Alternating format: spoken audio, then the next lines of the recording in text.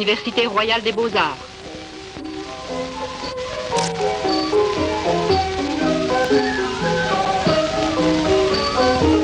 Le Cambodge a une longue histoire. Sa civilisation et son art, qui trouva son apogée à Angkor, ont rayonné sur tout le sud-est asiatique. À Phnom Penh, capitale du Cambodge, le palais royal, l'élégance des constructions, les toits éclatants de couleurs, la beauté des jardins lui confèrent une grâce et un charme tout particulier. Le palais n'est pas seulement résidence royale, il est aussi le centre de cette forme d'arc-mer, la plus prestigieuse et la plus originale, le ballet classique.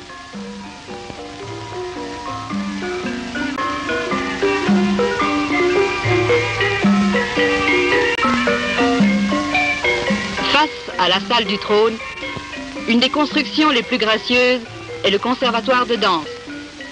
Chaque jour, en ce lieu, 200 enfants perpétuent une tradition millénaire et apprennent les gestes immuables qui datent de la glorieuse époque d'Angkor.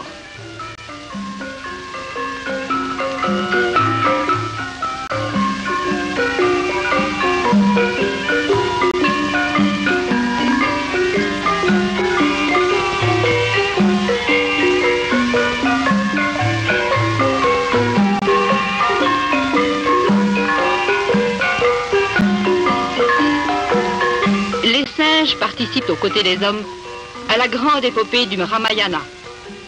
De jeunes garçons se préparent à leur donner vie.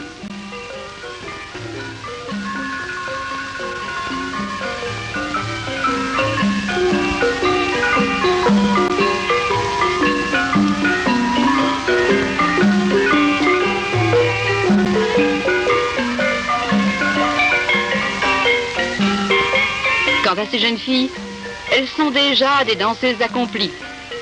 Mais comme les Asparas célestes, il leur faut chaque jour cultiver leur art. Sa Majesté la Reine veille avec sollicitude sur le ballet royal et s'attache au maintien de la stricte tradition classique. C'est grâce à ses efforts que la chorégraphie khmer atteint son plein épanouissement et a de fervents admirateurs dans le monde entier.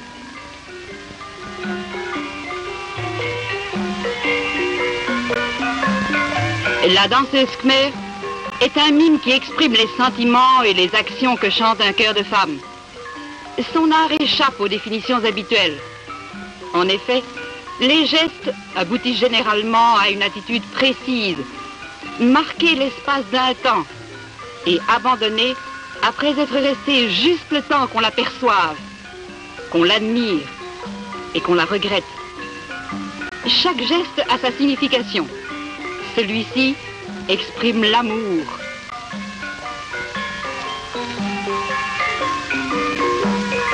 La tendresse. Celui-ci, la joie. La gaieté.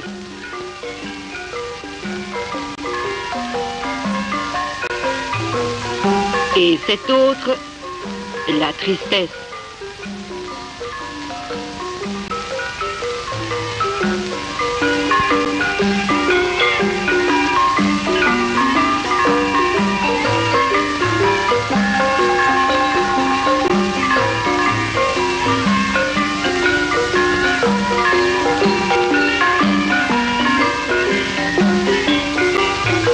L'enseignement est dispensé par d'anciennes danseuses selon une tradition qui se transmet de génération en génération.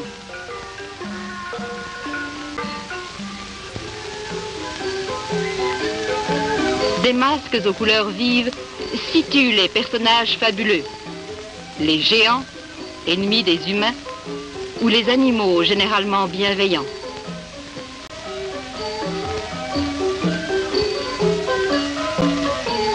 Les lourdes tiares d'or, les bijoux également d'or, pectoraux ciselés, bracelets et chevillères contribuent à donner à la danseuse un caractère féerique.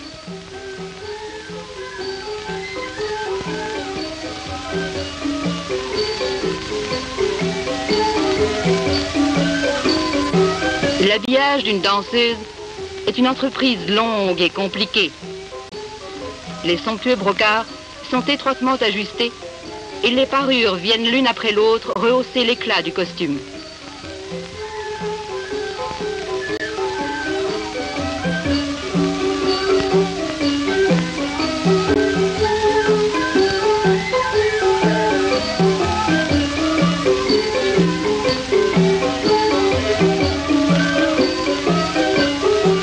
Maintenant, les artistes sont prêts à faire leur entrée en scène.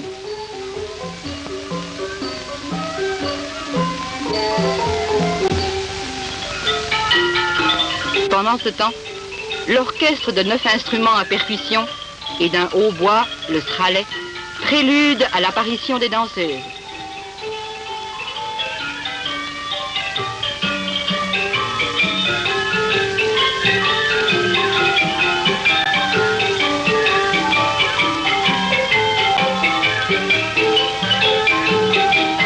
Aujourd'hui, le thème choisi est un condensé du Ramayana, qui est bien la légende la plus populaire au Cambodge.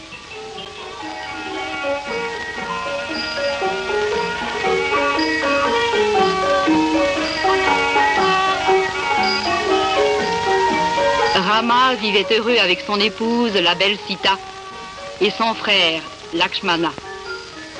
Le cœur exalte leur bonheur paisible alors qu'ils se reposent au cœur de la forêt.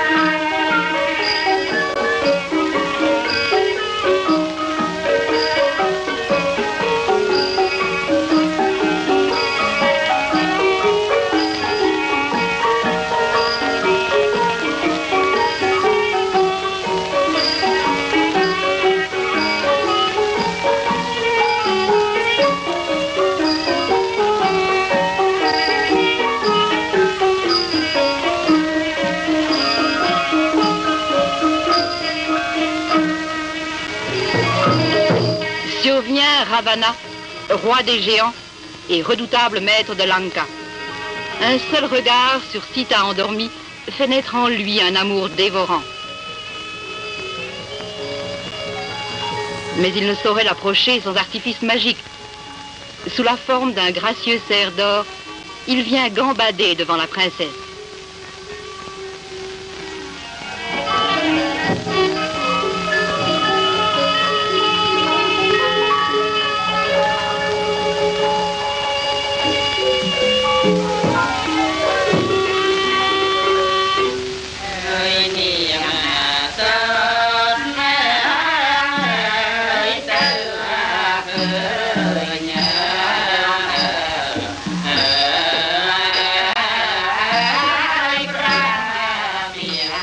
Comme prévu, elle supplie son époux de le capturer.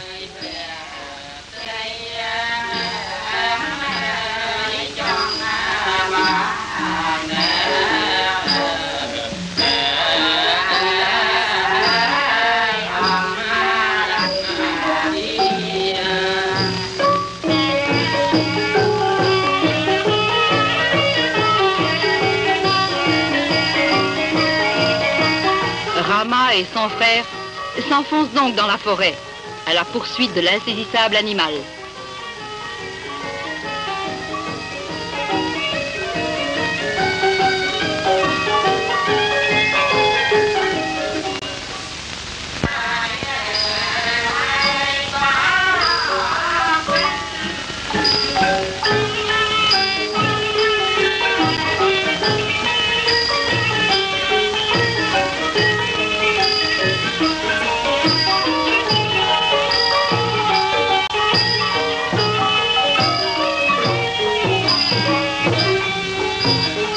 Le champ est libre pour Ravana et nul ne s'interpose plus entre lui et Sita. Après avoir pris l'extérieur d'un vénérable ermite, il est accueilli avec respect par la belle.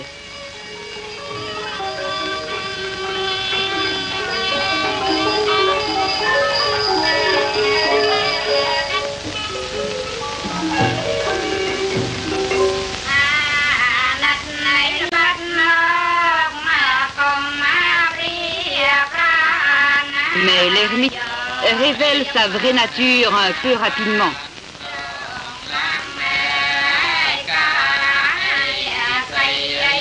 Sita se fâche.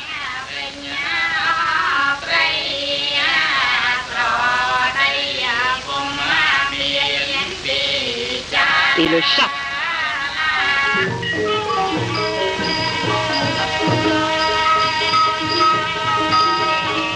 On ne saurait si facilement repousser le puissant Ravana. Il reprend sa forme terrifiante.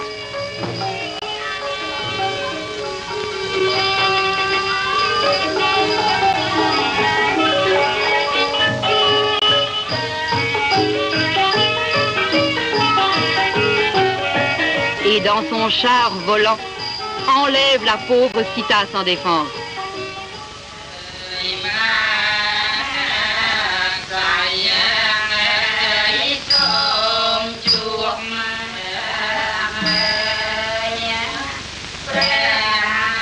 Captive dans le palais de Lanka, étroitement surveillée par les effroyables geôliers de Ravana, la princesse éperdue de douleur proclame son éternelle fidélité à Rama.